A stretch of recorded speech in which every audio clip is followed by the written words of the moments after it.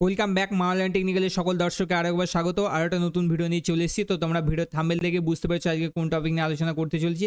আজকে আমি তোমাদেরকে দেখাবো তোমরা বিবাহ সূত্রে কিভাবে আধার কার্ড ট্রান্সফার করবে। বিবাহ সূত্রে আধার কার্ড তোমরা কিভাবে ট্রান্সফার করবে এবং কোন কোন ডকুমেন্টস লাগবে এবং তোমাকে অনলাইনের টোটাল প্রসেস কিন্তু আমি তোমাদেরকে দেখাবো এই ভিডিওর মাধ্যমে।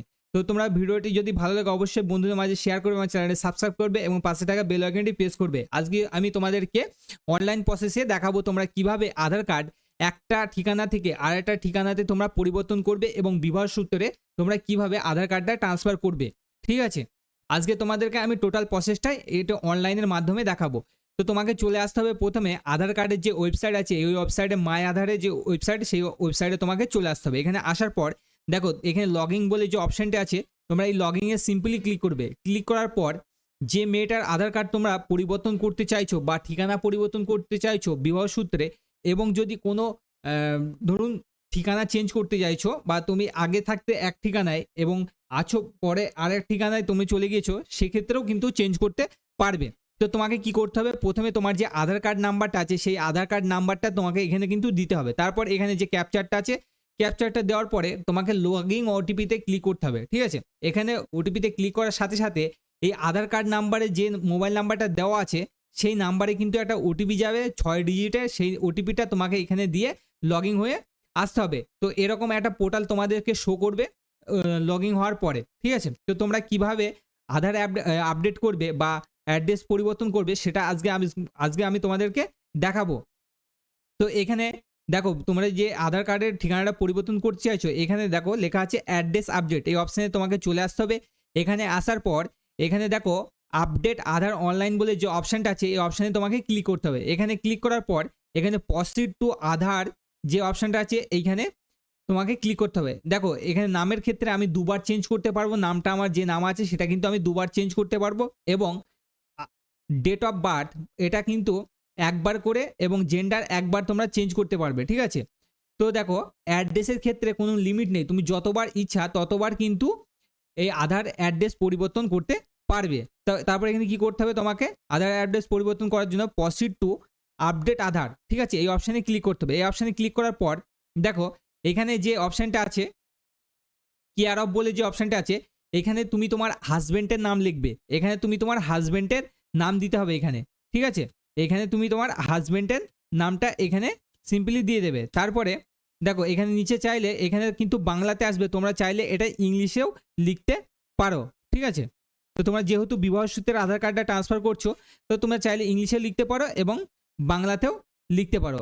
তো এইখানে তোমার যদি নামের স্পেলিং ভুল আসে কোনো রকম, তো তোমরা বাংলাতে এখানে পাশে কিবোর্ড আছে, এই কিবোর্ড অপশানে ক্লিক করলে দেখো একটা কিবোর্ড আমাদেরকে দিয়ে দিচ্ছে। এখান থেকে তোমরা চাইলে কিন্তু তুমি নামের যে স্পেলিংটা সেটা কিন্তু ঠিক করে লিখতে পারবে। এবং এখানে যে শিফট বলে যে অপশানটা আছে, এখানে যদি কোনো অক্ষর যদি খুঁজে না পাও, তাহলে কিন্তু এই অপশানে প্রেস করলে তুমি তোমার যে শিফট সেই অপশানে কিন্তু সব লেখাগুলো এখানে চলে আসবে। তো তারপরে আমি এখানে কি করব, এটা কিন্তু আমার ঠিক আছে। তারপরে এইখানে দেখো যে অপশানটা আছে, এখানে হাউস বা বিল্ডিং বা অ্যাপার্টমেন্টের নাম তোমাকে এখানে লিখতে হবে। ঠিক আছে, যদি থাকে তাহলে এখানে লিখে দেবে, আর যদি না থাকে তাহলে লেখার কোনো দরকার নেই। তারপরে এখানে দেখো তোমার যে বাংলা স্পেলিং সেটা কিন্তু এখানে চলে এসছে। তারপরে এখানে তোমার রোডের নাম লিখে দেবে, এখানে রোডের নামটা পুরো তোমাকে লিখতে হবে যদি দিতে চাও।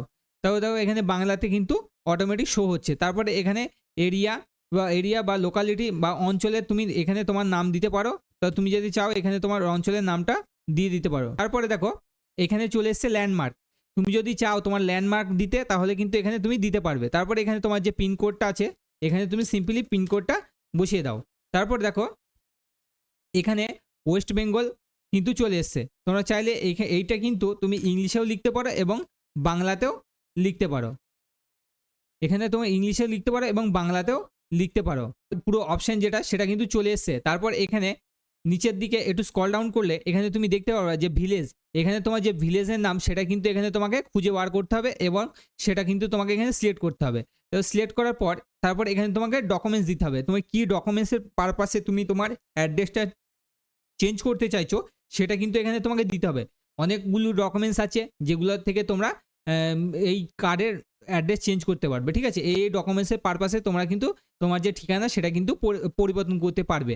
তো এখানে দেখো ব্যাংক অ্যাকাউন্ট স্টেটমেন্ট আছে, ঠিক আছে। তারপর যে অপশানগুলো আছে তোমরা দেখতেই পাচ্ছ, লাস্টের দিকে চলে আসলে এখানে দেখো রেশন কার্ডের একটা অপশান আছে, ঠিক আছে।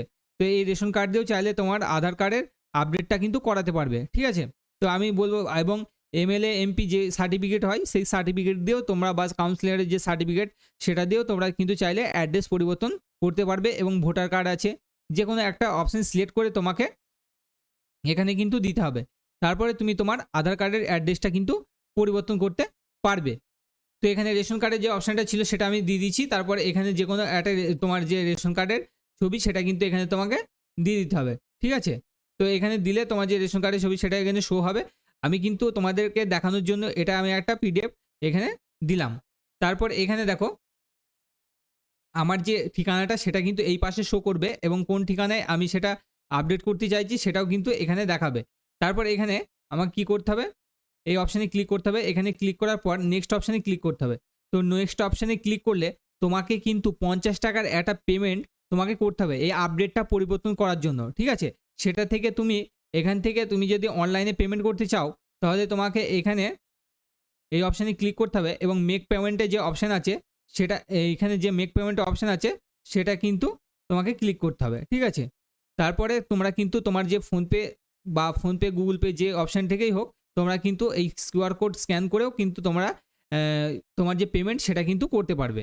তাহলে কিন্তু তোমার ফুলফিলভাবে তোমার যে আবেদন প্রক্রিয়া সেটা কিন্তু সম্পূর্ণ হয়ে যাবে, এবং তোমার আধার কার্ডের আপডেট 5 থেকে 6 দিনের মধ্যে তোমার আধার কার্ড আপডেট কিন্তু হয়ে যাবে। যে ঠিকানায় তুমি চাইছিলে সেই ঠিকানায় কিন্তু হয়ে যাবে। তো এই ছিল ভিডিও।